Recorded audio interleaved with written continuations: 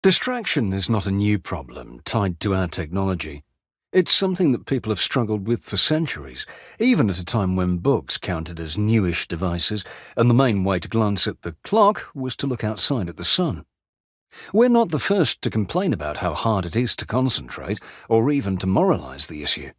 Christian monks in the late Roman Empire beat us to it. Their work required intense concentration, which made them all the more aware of how hard it was to master. Like many of their contemporaries, monks saw cognition as an activity that both expressed who they were and made them what they were. Thinking about how to focus therefore amounted to thinking about how to live as the person one wanted to be. And what monks wanted in late antiquity was to dedicate their lives and attention to God and to their ethical obligations within a divinely ordered universe. The problem was that the mind, like the self, is an inherently slippery thing. John Cassian, whose thoughts about thinking influenced centuries of monks, wrote in the 420s that the mind gets pushed around by random distractions. It rifles through the past rather than staying fixed on the present. It thinks about dinner when it's supposed to be concentrating on a psalm.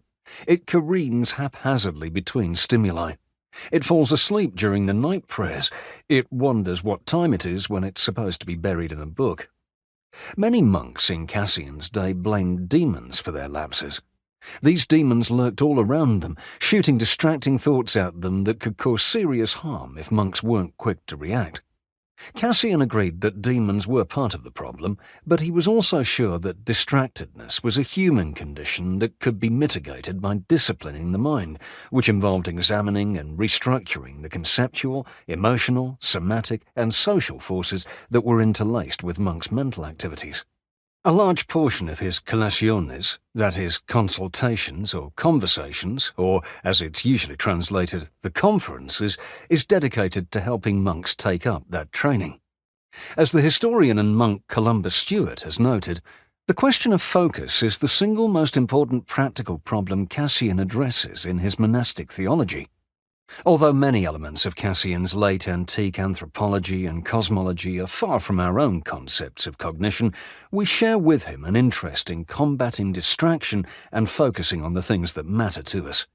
And what Cassian can offer, as an expert who has both succeeded and failed to focus, is advice that is at once more sympathetic and more sophisticated than what we're used to.